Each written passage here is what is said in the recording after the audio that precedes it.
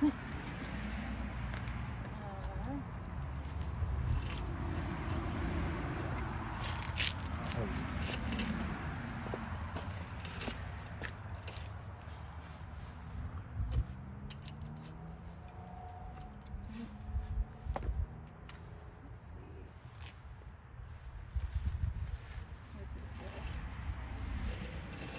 just gonna get a mess, and then I'll align them later.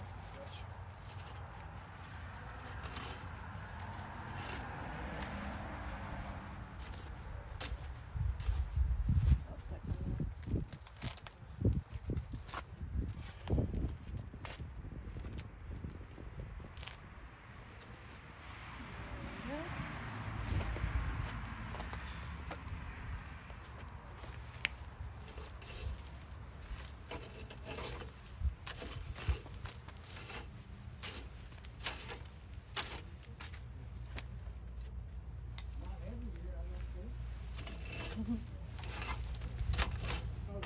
There we go.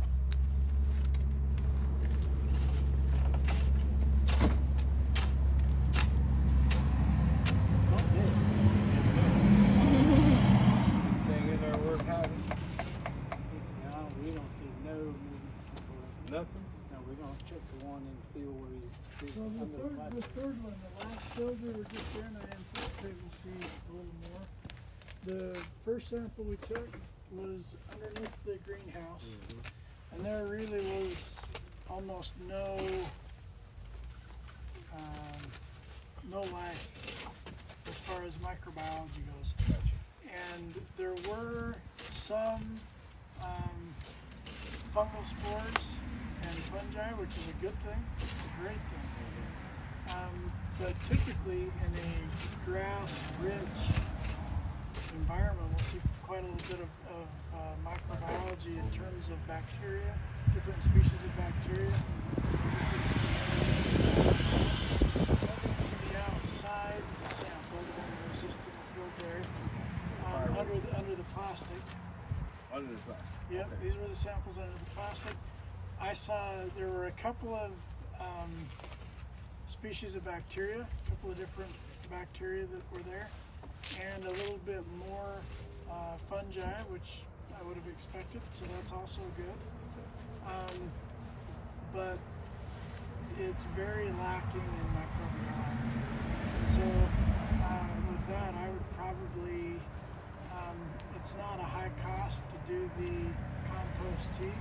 It's just a matter of getting a good population and diversity of microbiology in that extract, and then getting it applied to the field.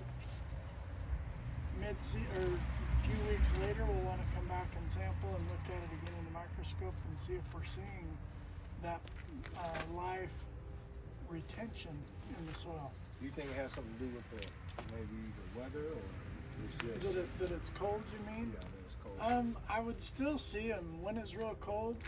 They'll slow down and how fast they're moving, but we're just not seeing any. You can see the sand particles, the individual particles, some organic matter, the filaments of fungi.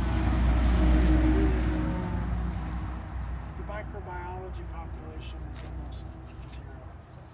And as far as being able to grow organically and maintain a healthy soil, you'll need that. And that would explain why the lighter color of yellow is. So over there though, I'm really surprised at that because of the. Now that's not an overall fertility. That's not the okay. analytic. So if you decide you want us to do a full assessment, the samples we pull are for two purposes. There would be one set of samples, and instead of us just doing our own visual view, we'll actually send it to a microbiology laboratory. And they'll do a full assessment, breakdown, count of how much bacteria, how much fungi, what other species of microbiology like flagella, cilia, arthropods, nematodes, just that whole population of different species. those are all the different, and protozoa, those are the different types of microbiology that I would have loved to find, but I've not seen any of those. So the microbiology laboratory will take a look and they'll give us a count of what they see. And then we can use that as a baseline as we make application to manage the conditions improve. And get to a point where they actually perform a fungal dominant soil.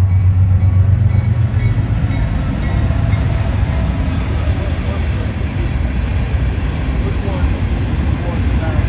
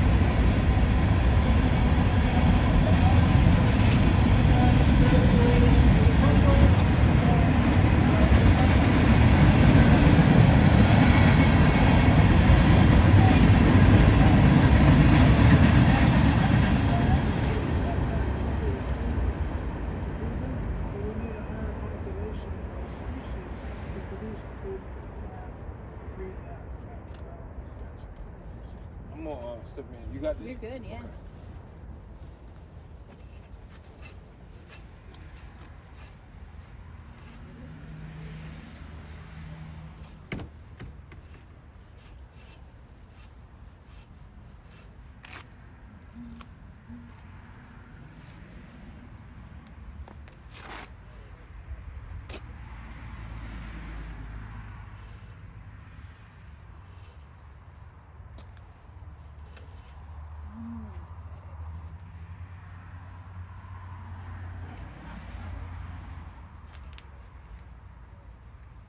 All right. Hackles, homes, whatever you want to call it. Hurd, somewhat aligned. Now for the carting.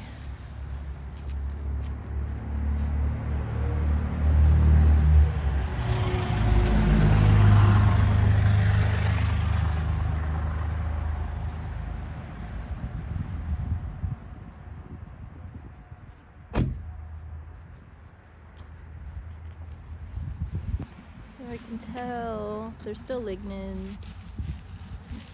Kind of hear the sound of it. So we'll see if my wool combs